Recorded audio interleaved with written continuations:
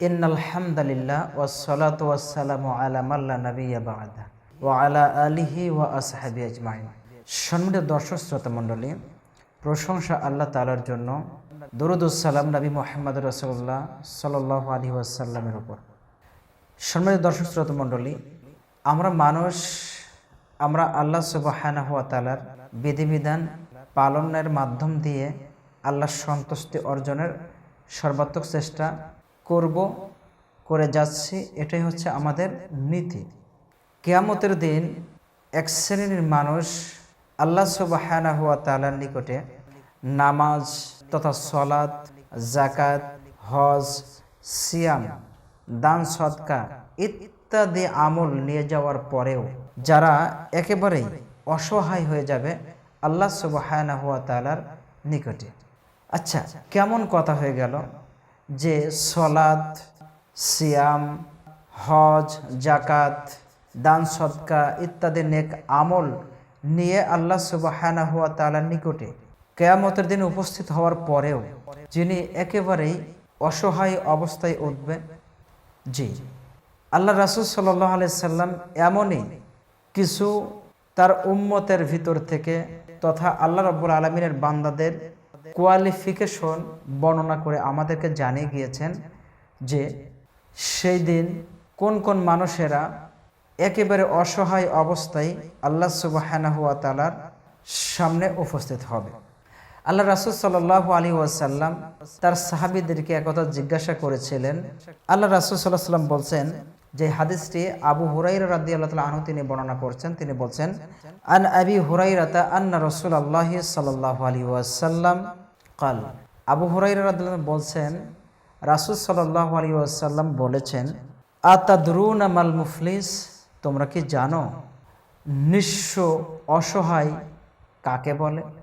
আমাদের কাছেও যদি এইরকম কোনো প্রশ্ন করা হয়, আমরাও সাধারণভাবে হয়তো দুনিয়াবি এক্সাম্পল দিয়ে উদাহরণ জ্ঞাপন করব, বোঝানোর চেষ্টা করব এই উত্তরটা।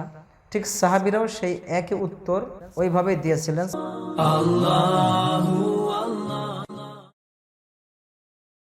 সাহাবীরা বলেছিলেন, আল মুফলিসু ফিনা মান লা দিরহামা লাহু ওয়ালা মাতা।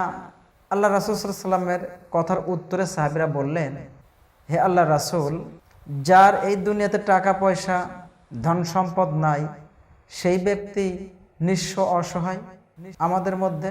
রাসূল সাল্লাল্লাহু আলাইহি ওয়াসাল্লাম তখন বললেন যে, শোনো, আসলে প্রকৃত মুফলিস অসহায় নিঃস্ব কে হবে আল্লাহ রাব্বুল আলামিনের দরবারে কিয়ামতের দিন।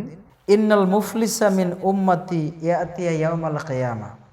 ওই ব্যক্তি কিয়ামতের দিন আল্লাহ সুবহানাহু ওয়া তাআলার নিকট সবথেকে অসহায় হবে, যেই ব্যক্তি আল্লাহ রাব্বুল আলামিনের সামনে উপস্থিত হবে বিসসালাতিন, সালাত নিয়ে, ওয়া সিয়ামিন, রমজান মাসে সিয়াম নিয়ে, ওয়া যাকাতিন, যাকাত দান সদকা নিয়ে, ওয়া ইয়াতি কদ শাতামা হাযা ওয়া কাযাফা হাযা।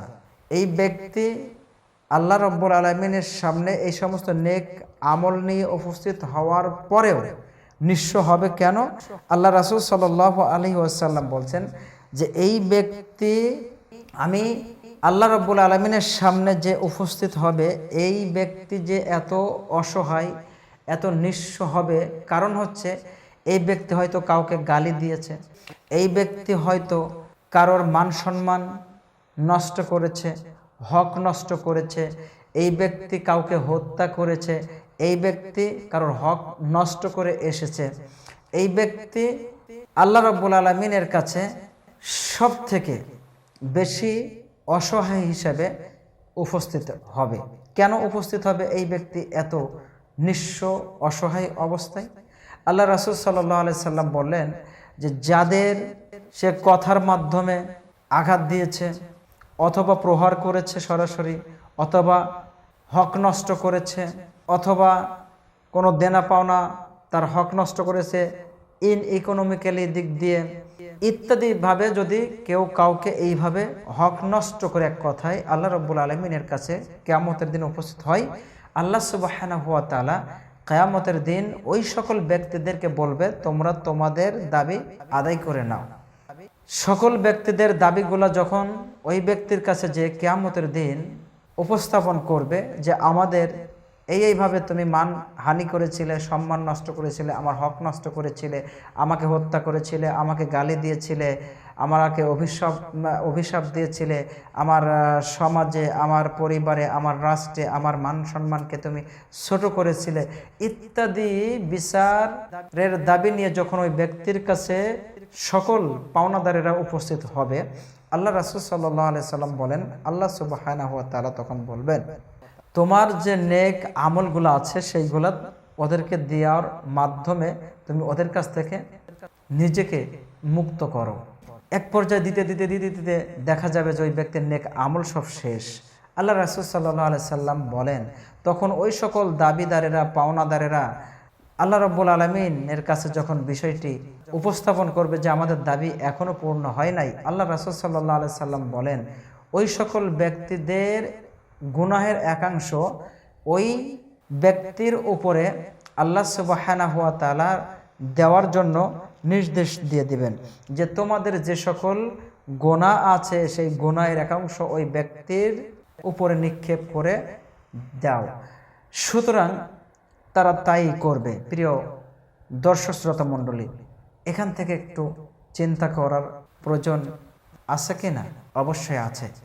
আপনার দ্বারা যেন, আমার দ্বারা যেন কোনো আমার মুসলিম ভাই যেন ক্ষতিগ্রস্ত না হয়, তার মান সম্মান হানি না হয়, তার টাকা পয়সা ধন সম্পদের দিকে যেন কোনো ক্ষতি না হয়, সেই ব্যক্তিকে আমরা যেন কোনোভাবে কোনো ব্যক্তিকে আঘাত করে না বসি, আমরা কোনো ব্যক্তিকেই যেন কোনোভাবে আমরা হত্যা করে না বসি, আমরা কোনো ব্যক্তির আত্মমর্যাদা নষ্ট করে এই দুনিয়া থেকে না যাই।